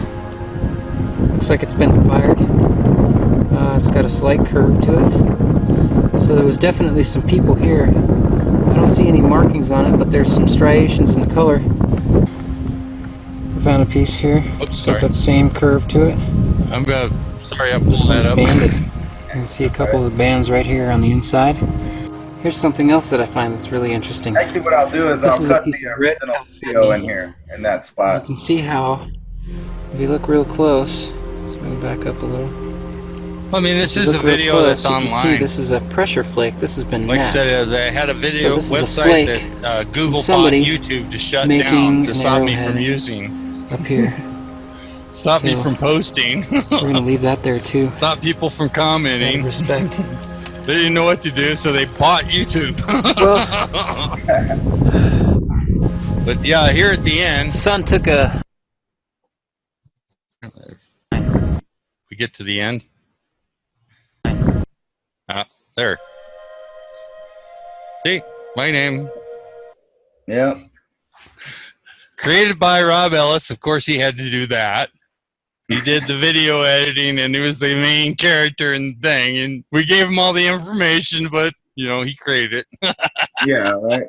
And then Todd Eaton, he's the grandson of a Colorado governor. That's my business partner. And then Cyber Sky is the product we use to show the solar eclipse. And then Sony is the Sony Vegas was what he used to edit it. Oh, okay. So they credited him. And they still, you know, that's crazy. Mm-hmm. But yeah, we did this in like 2009, and every once in a while I go back and I look at it, and it's got maybe 40 views, maybe 1,000 views removed from where it was the last time I saw it. That's crazy. Yeah, G's the one that has the free energy desktop in it. So all these are directories and files. I think the properties of this is 48 gigabytes. This is just a folder called free energy. And I got, here's Bedini's 10 Coiler. All right, we're going to attempt to run. You ever seen this before? No. So it takes very little battery power to make one of these coils turn the rotor, right? And then all the magnets that are on the rotor go by all these other coils, and then that energy is then sent through like a 90-volt neon and a couple other resistors, and it charges batteries. So we have tiny little batteries like for your 12 volt emergency exit light, charging big, huge cell phone tower batteries. Banks of cell phone tower batteries. Not just one, but banks of them. Yeah. That's the 10 coiler right there. This is the one that NASA tore apart, and so they only needed 3 of these to run the entire space station. Wow. So, and then let's see, we're gonna drop the screen. No, it's right here. This is a 20 liter per gallon HHO unit, a monster. Then, have you ever seen HAO production before? No, I don't think so. What they're doing is they got 2 cylinders here. Their electrode is right here. Oh, well, you stopped the screen. Can't see it. Say again? I said you stopped the share screen, so I can't see it. Oh, okay. Let me look at that. Sorry. No, that's all right. In my share screen. Okay. Now I probably killed the sound. Can you hear me? Yeah, I can still hear you. Okay. Maybe I just killed the sound of the videos. But anyway, they are using, they split the water with electrolysis back into hydrogen and oxygen. Yeah, okay. And the reason why this one has 2 tanks is because they've put in electrodes in one side or the other that allows them to separate the oxygen from the hydrogen. Yeah. They'll vent the oxygen. They vent the oxygen off into the atmosphere, and then they use the hydrogen for their hot water heater in this application. So it's that right there will, in a different arrangement, will produce rocket fuel as well. I don't know. Well, you got oxygen and hydrogen. It's the design of that. There was a guy that they kept calling 2 liquid fuel rockets. Yeah, I know, but it would take a lot of. You could get to Mars and build something just like this, and just set them up where they're just running for a long time before we get there, where they'll have a big storage thing of oxygen and hydrogen so they can mix it to make fuel to get back. Well, according to one of the guests on Rex show, all we need to do to fix our atmosphere so we don't have to chemtrail is put oxygen in the upper atmosphere. I can't see why we can't fly a bunch of planes that are pumping out oxygen. Yeah, right. Well, not only that, you know, like when you run electricity through water, you get ozone as a byproduct. That's what this is. Yeah. Ozone is O2 and O3. Yeah. Yeah. That's what this machine does. It makes O3. All right. Yeah. What's pumped out and vented to the atmosphere is O3 in this device. Because all they wanted was the pure hydrogen to run their hot water heaters. Yeah. He's got like 6 hot water heaters for this business, and he separates water with the electricity, and then separates with electricity again. He separates the oxygen and the hydrogen. That's what this guy's doing. That's a pretty cool thing. Yeah, that's real close. Well, similar to what that guy was talking about. You know, when he's colonizing Mars for NASA, he's been saying that for years, and now they finally got him employed there. But for a long time, NASA was calling him nuts. Yeah. I also downloaded crazy stuff like 5,000 watt inverter plans. You know, plans on how to make a 5,000 watt inverter. Yeah. Warning, do not do this yourself. Rubber gloves, dude, rubber gloves, because when you hook up all these car batteries together to get 120 volts of DC. Yeah, so that totally runs your house there, huh? That's 120 volts of DC. Yeah. Can you imagine how many cranky amps is behind that? Right.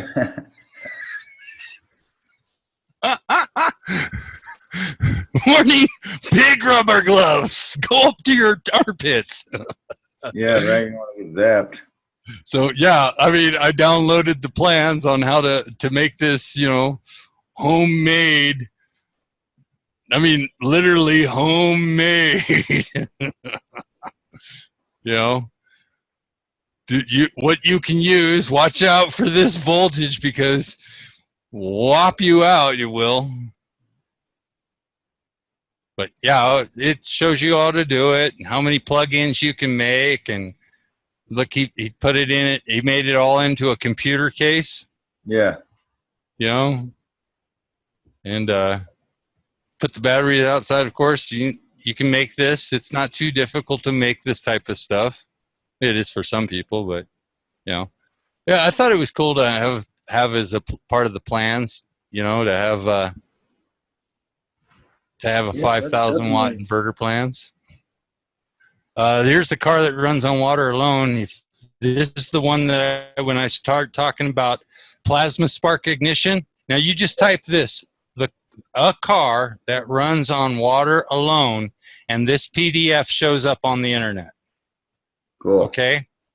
I just pull it down line so I don't have to deal with it, you know, go the browser when I'm offline. You see the date here. 2005, yeah. I did see a video of this guy that like it had to have been an 80s video of him with the small dune buggy. No, he just had the motor out and he was showing that it ran off of water. Mm-hmm. It was just like a small, like maybe like a lawnmower engine or something, and he had some stuff onto it and he was running off of water. I've seen HHO converters where they take they run the HHO into the they take the carburetor off and run HHO directly into it. I've seen a generator conversion where they just filled the gas tank with water. Yeah. And they had instead of a carburetor, it had an HHO generator and a butterfly to allow the air, you know. And but yeah, this guy he converted in 1978 8-cylinder 78 Camaro with a stock 350 into a vehicle that ran on water. I mean, directly. It didn't. It ran. He put water in the gas tank. Water ran through his carburetor. You know? I need that. I need one of those so I can put my hose in the car and go places. So it's got the general schematics, and this is a forum. This is, 58 pages pages that somebody pieced together out of this forum, and you can start seeing these are all the questions and answers whenever, and then there's another person that came in here with more questions. And then there's more people here that come in with more questions. So this is the entire, questions and answers about this guy who got trapped by this gas station guy who saw him putting gasoline multiple times. He pull up to the, refill your radiator with water, and would refill his gasoline tank with water. Because he did, he'd pull into the gas station and he'd fill his gas tank with water. And the guy caught him several times doing it and finally went out there and asked him what the hell was going on. Yeah. And that's where this whole story came from. Now, I went and did a whole lot more back digging and found the actual, his own words in another whole complete area that's been pulled down long ago. Yeah. I think it got pulled down about 2007. So if somebody had the Wayback Machine, they could spend the money and find his original story. But yeah, this is 58 pages out of a forum of people asking him how and where and how and why and how can we do it and more methods. And here's another method of doing it with 2 coils and, and other people. So it's like a forum of everybody putting more ideas together for the water powered. Yeah, well, I mean, here, like this guy, he says 12 volts, 2500 volts, AC, such and such, and peak converter. I took a microwave transformer that had 230 volts AC primary with 120 turns, and you have to understand electricity to understand what I'm really talking about, but I understand enough of what's going on here that I can just skim over it and know what each of these people are talking about. Like this guy's talking about the 75 hertz frequency overload, And needing, if you got like a motorcycle motor, you're going to need at least 800 hertz, because cycles of the RPMs, how many times it's got to fire according to all the information earlier. Then here's a guy who's figured out how to put to map this circuit to do everything for you, so you don't have to. You can just hook up this type of circuit in your ignition system that you currently have.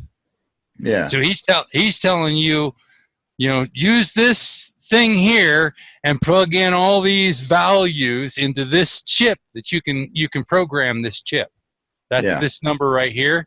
And he tells you how to program in all the values to make it do what you want it to do. and then there's somebody else's schematic laying out a circuit board that could be created.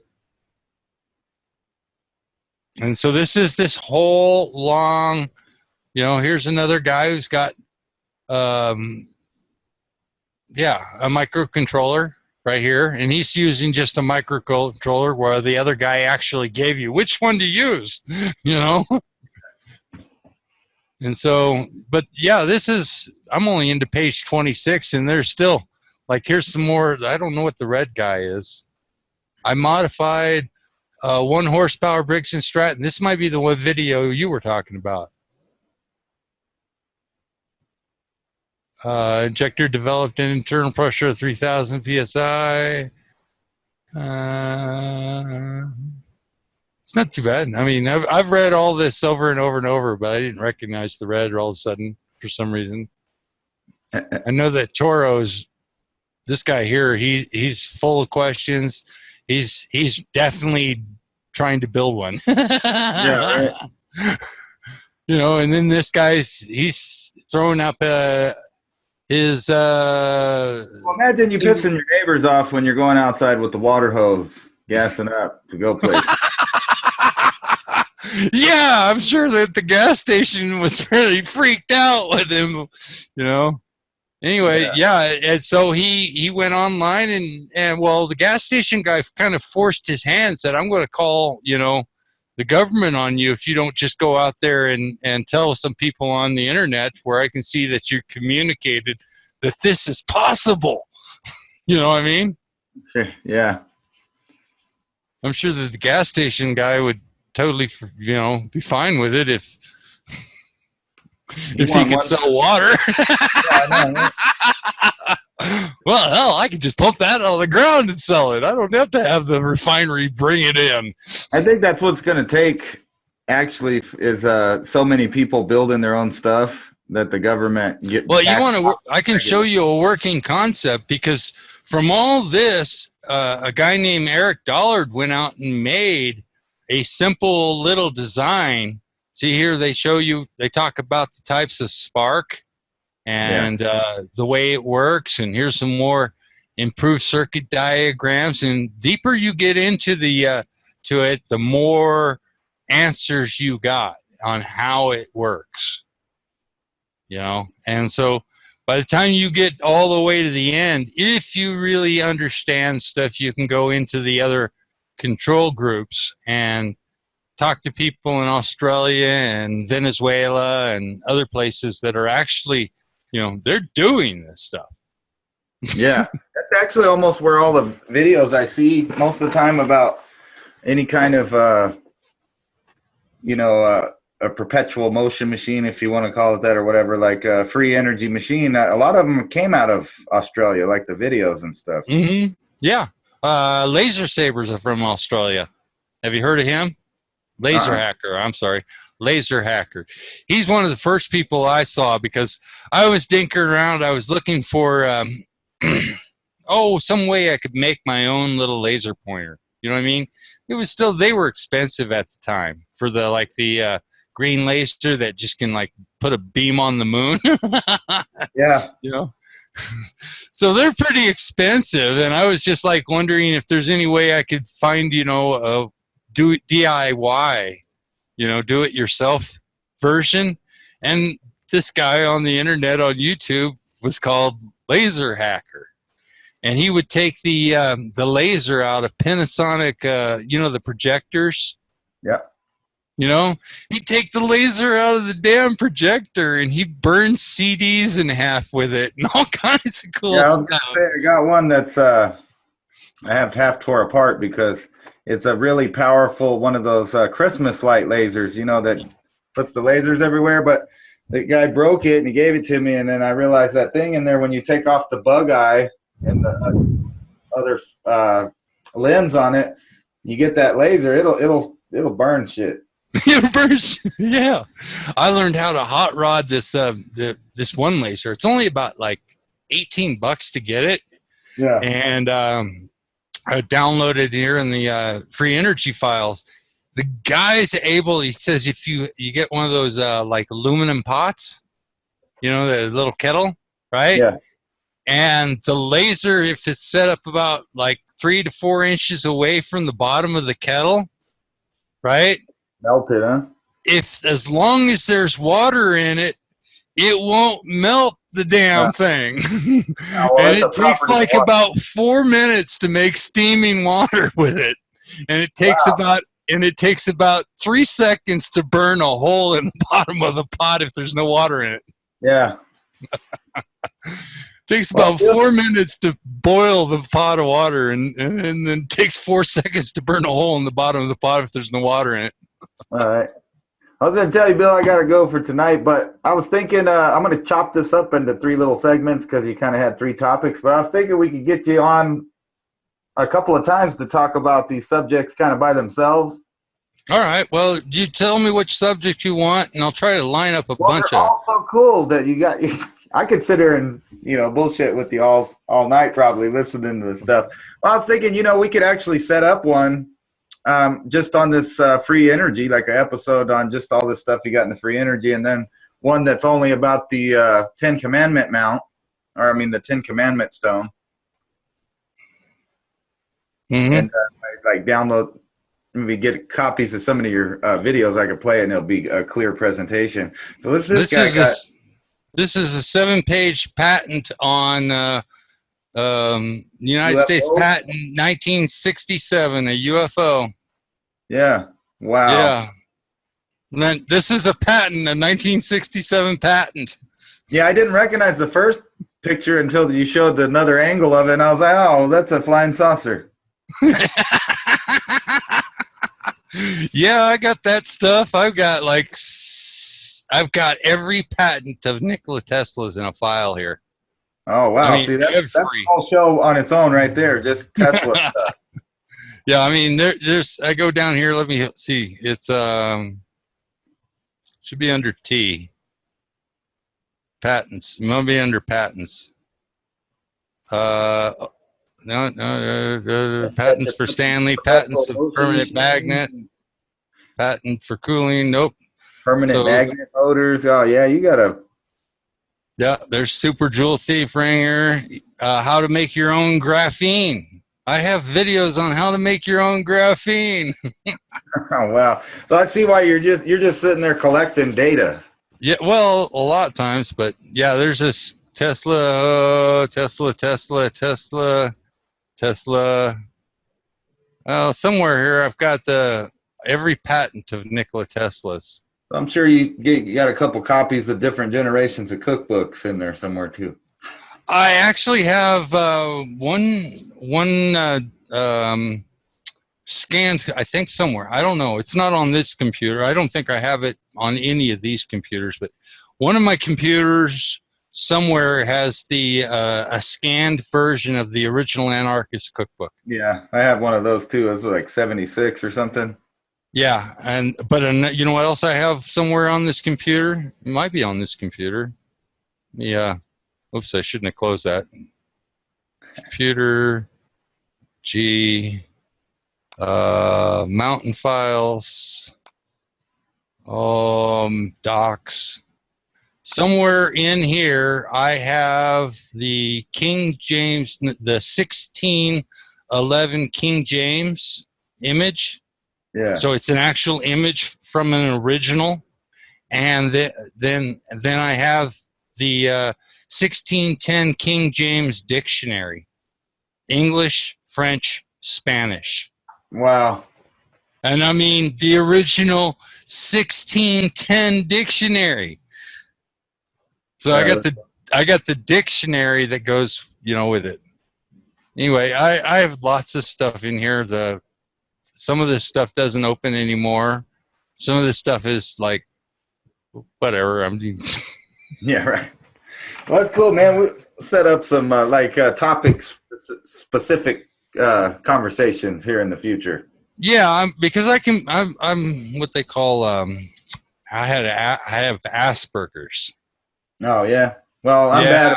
I got it from the Army. I got it. Well, because I'm like you, man. I'm bad about sticking to one topic because you'll hear an idea in that topic that'll make me think of something else, and I'll just go off on another thing. Yeah, a lot of these documents are actually made by my friend. He's the biblical scholar, so he would wrote a lot of this stuff. I mean, almost everything on here about God's written by him. But yeah, here's him breaking down the 666. Yeah, the 666 English code, huh? Yeah, it's in the English code too. So I always wondered if that was on purpose too, that this 666 code transferred over from Hebrew into the English language. Yeah, I was curious. I don't know. Well, because they got stuff like, ideas that they wouldn't have known when they were switching over from Old English to the modern English. Like they wouldn't have known what a bio-implant is. But if you put the number significance of each letter represented by a 6, so you got 6, 12, like ABC. So 6, 12, 18, and on, and you just take a word and then you put its numerical value and add up the numbers. Like all these words pop out to 666, like computer, computing, calculator, bio-implant, Kissinger, like it's just weird, the stuff that pops up. Like, I know. Coincidence. Yeah. So anyway, like I said, I think this folder is huge too. Well, this isn't it. This is docs. Yeah. Mountain files. I've got, it's only 3 gigs here. It's only have 3 gigs of mountain files, but like I have David Allen. These are scans from David Allen Deal's book, and he sent us a 4th edition, and he hand signed it. Oh, that is awesome. You know what I mean? And this here, when you translate this, right? Yeah. That's Hebrew there. Responds. It says response. That means he's responding to Todd, right? Yeah. And when you translate this, it means you have the correct date. Carry on from here. That's basically what that says, I think. I'm pretty sure that's the way Todd translated it. But it was basically David Allen Deal stating that yes, he understands that his date that puts it in the Jewish 100 AD frame period that the people who were having him investigate kept pushing him to do. And then he did find a solar eclipse that happened in 100 AD, but it didn't happen in New Mexico. It happened over MIT. Yeah. So, they didn't change the location for where he wanted. They went hunting for a solar eclipse in 100 AD and in the United States, and it was over MIT. So, but that's basically, he's got photographs that show you the top of the mountain and all these little, he calls them little fortified huts, right? Yeah. And all these things, all these stones that are from here, they came from the tabernacle. It's easier to pick up stones from a structure and dot the whole hillside with these little, stone structures on all these sides here to like a guard post than it is to go and find these stones and bring them to these locations. And that's what I was trying to point out before to a person is, That's why they tore it apart. They took the stones out of the, there's an old photograph right there with the first line complete. Yeah. And then I have another photograph that shows just the piece that was broken out in the early 60s. And I've got tons of stuff. These are all gemstones that my friend Todd created. He called himself the gemstone scribe.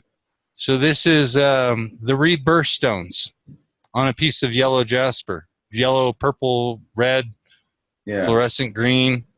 But these are the 12 birthstones, the scrunchie that goes around the bride's head on the bride. Okay. And then Always 12. Huh? he puts crazy stuff in stones. Like this is Roman, Latin. Genera opera demoli. AVM. You know that the what's on above the cross of Christ? Yeah. Yeah. Well, here's what they mean. These are the real words of what G-O-D. Genera opera demoli. And what's that translate to? G-O-D. This Genera God? is creating. Yeah. Opera is sustaining, keeping it going, maintaining it. Demoli, destroying it for a new foundation. So tearing up the earth. God. Yeah, that's where G-O-D came from. Genera opera demoli. And then eventually Genera opera demoli just turned into God. Okay. It just turned into the Spanish. The other word like Dios is translated back into Zeus. Mm-hmm. And then this I never could pronounce the Varvan Mithra. Varvan Anyway, Mithra. Right, yeah, I can't pronounce that one, but yeah, Agni. This is basically what you would find on the top of the cross. Yeah. The NV whatever. That's what this word is. And then Genero Demoli, God. Just, knickknacks he put together on a single stone. He sells this stuff on eBay. Like he does this one. I think he sold this one. After he put the writing in it, he wrote the name of the 12 tribes of Israel. Yeah. Into these stones with a Dremel tool. Wow. And I think he chose the script of Abraham for these. Is that a bracelet? But that's a huge peridot. Yeah. That's a huge peridot, That's a huge lapis lazuli. That's a huge garnet right there, Yeah. That's right here. This is yellow zircon, gold zircon, and it's host stone right there, zircon. These are all big, huge samples, but you can find this stuff all day long. This stone and this stone right here in New Mexico, everywhere. This is chalcedony, and this is this is chalcedony. When the red stone is it's just an agate, a red agate that you find all over the place around here. And this is a stone that you find all over the place around here. It's kind of a milky white crystal. Yeah. You find it all vuggied up, looks like a puddle. Yeah. And you find it around like hot springs and stuff. That's cool. Chalcedony and carnelian. This is carnelian and this is chalcedony. And both of these stones are all over here. And this here is actually not from peridot off of the east coast of Africa, right? Yeah. But this is from Arizona. And you can't find anything bigger than the size of these pearls there in peridot. Where the original peridot came from in the Greek and Roman times. But in Arizona, you can find these. I mean, I found one the size of my fist, and they only wanted $8 for it. And I could break it up into, 12,000 freaking quarter carat, pieces and sell them off at $8 a piece. Yeah, so why would you do that? Well, it's just the way it is. But yeah, it's all kinds of cool stuff. These are all things he sold on eBay. Called himself the Gemstone Scribe. Just the name of God on a stone. This actual stone came from the mountainside. Matter of fact, no, this isn't the one. I have another one that I wear all the time. I don't know where I put it right now, but I'm certain I probably took it off to take a shower. Sitting in the shower. So, yeah. Well, anyway, you said you had to go. Yeah, I gotta go tonight, but I was thinking, like I said, we could kind of narrow it down to a topic at a time, though, because you got tons of stuff to show and talk about. And then I won't have anything left. But yeah, I was going to bring up the 30 coiler of that to show you, but yeah. Anyway, I thought I'd show some of the stuff, and yeah, that's been cool, man. Clip anything out of it and make me look decent, as far as like not a crazy nut. Nah, man, you're cool. Matter of fact, you talk pretty good, so I don't know, better than I do. I stutter through everything. I'm pretty free-flowing with the information. A lot of people want me to become a teacher. They're like, just, you are able to keep the kids' attention. Yeah. They just love you.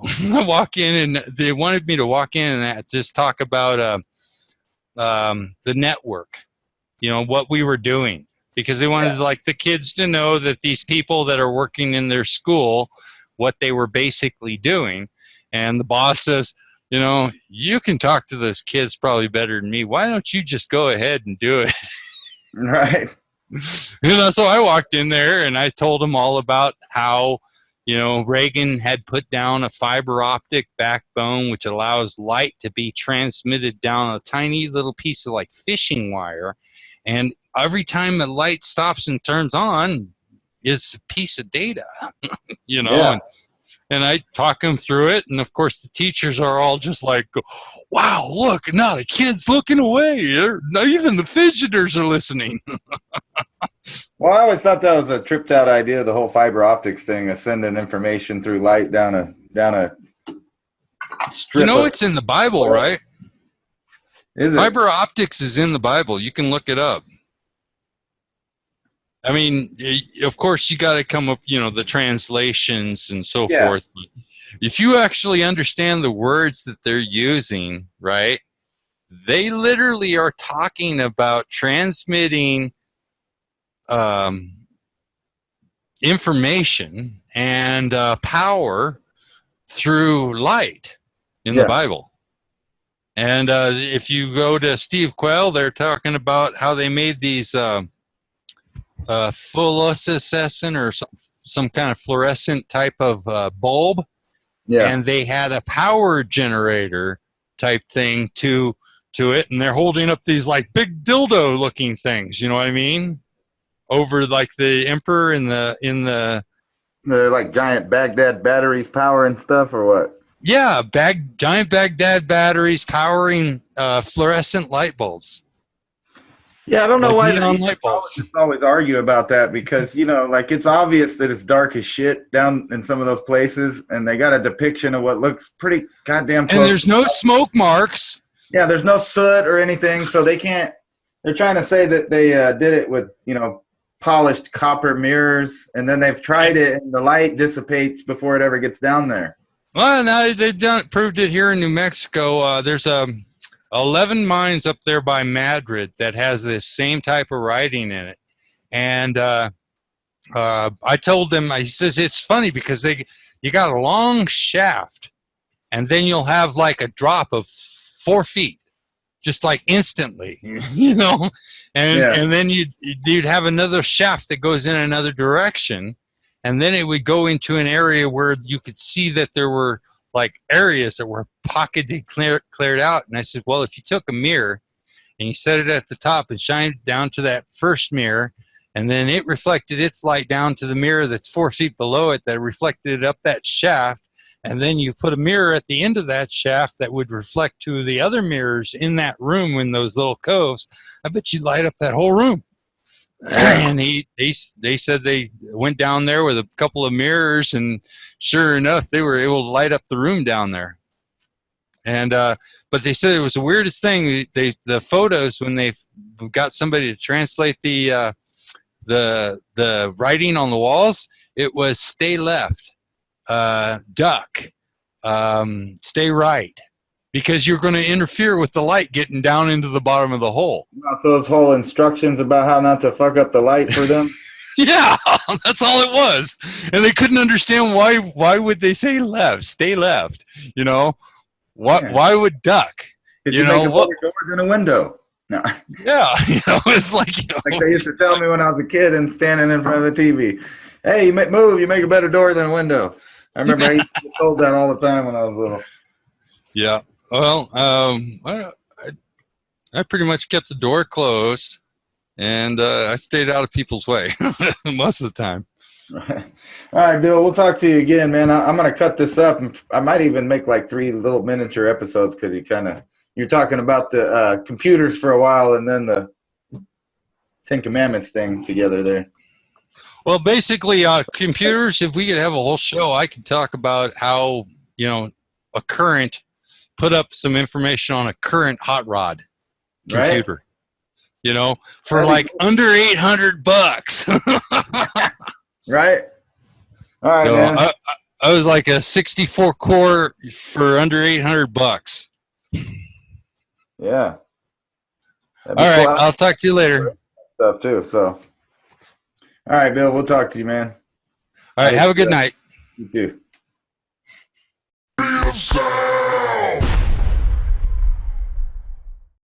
Guess I'll just close my eyes.